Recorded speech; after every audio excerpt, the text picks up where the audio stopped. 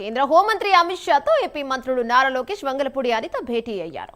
మోంతా తుఫాన్ నష్టంపై నివేదిక అందజేశారు. ఈ సమావేశంలో కేంద్ర మంత్రి రామ్మోహన్ నాయుడుతో పాటు పలువురు టీడీపీ ఎంపీలు నేతలు ఉన్నారు. ఏపీలోని కోనసీమ వద్ద తీరం దాటిన మోంతా తుఫాన్ ప్రభావంతో రాష్ట్రం సుమారు 6,000 కోట్లకు పైగా నష్టం వాటిల్లిందని మంత్రి లోకేష్ అన్నారు. మోంతా తుఫాన్ విధ్వంసం కారణంగా 3,109 గ్రామాలు ప్రభావితమయ్యాయని, దీంతో రాష్ట్ర ప్రభుత్వం విస్తృత స్థాయిలో సహాయక చర్యలను చేపట్టిందన్నారు. అనంతరం మోంతా తుఫాన్ నష్టం నివేదికపై కేంద్ర మంత్రుల బృందం క్షేత్రస్థాయి పరిశీలన చేస్తుందని అన్నారు. దీనిపై మరింత సమాచారం మా నేషనల్ బ్యూరో చీఫ్ కళ అందిస్తారు. రైట్ కళ, చెప్పండి. యమున, దాదాపు ఏదైతే ఢిల్లీ పర్యటనలో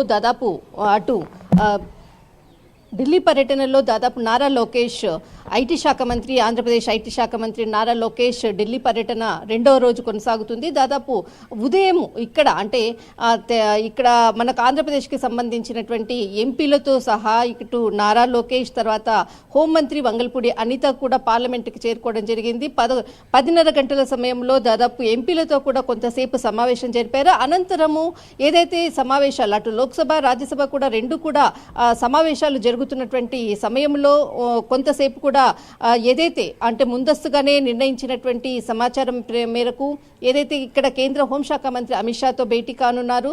అయితే దాదాపు ఇప్పుడు ఏదైతే లోక్సభ మనకు రద్దు కావడంతో ఆ సమయంలో బ్రేక్ సమయంలో ఇక్కడ కేంద్ర హోంశాఖ మంత్రి అమిత్ షాతో ఇటు నారా లోకేష్, తర్వాత వంగల్పూడి అనిత ఇక్కడ సమావేశం కావడం అన్నది ఇక్కడ చాలా కీలకమైనటువంటి పార్లమెంట్లో ఈరోజు 2 సమావేశాలు జరిగాయి.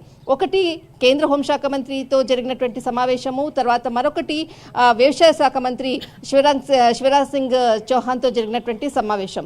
అయితే ఈ సమావేశంలో ముఖ్యంగా దాదాపు ఆంధ్రప్రదేశ్కి సంబంధించినటువంటి ఏదైతే మోంతా తుఫాన్తో జరిగినటువంటి భారీ నష్టాన్ని గురించి పూర్తి నివేదికలతో సహా ఈ సమావేశము జరిగిందని చెప్పవచ్చు. దీనికి సంబంధించినటువంటి పూర్తిగా దాదాపు ఇప్పటికీ కూడా మోంతా తుఫాన్తో కొన్ని వేల కోట్ల నష్టం, భారీ నష్టం సంభవించింది.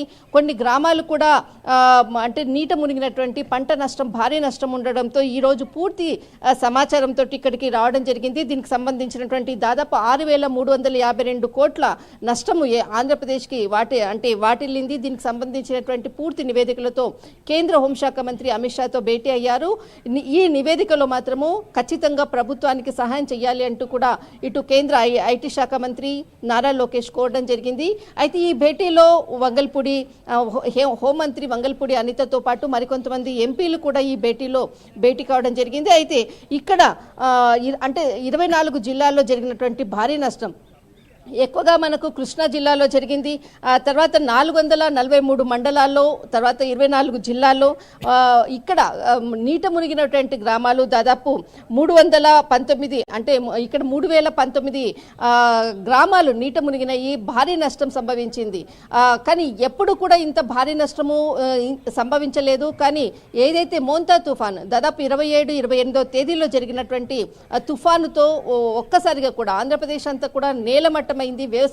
వ్యవసాయ రంగం, అగ్రికల్చర్ అంతా కూడా రైతన్నలు మాత్రము సహాయం చేయాలి అంటూ కూడా పూర్తి నివేదికలతో ఈ రోజు జరిగినటువంటి భేటీలో ఇటు కేంద్ర మంత్రులను కోరడం జరిగింది ఈ కీలకమైనటువంటి భేటీలో. అయితే ఇప్పటి వరకు కూడా దాదాపు 1.61 1,61,00,000 హెక్టార్లకు సంబంధించినటువంటి భూమి పంట పొలాలు కూడా నష్టపోయాయి.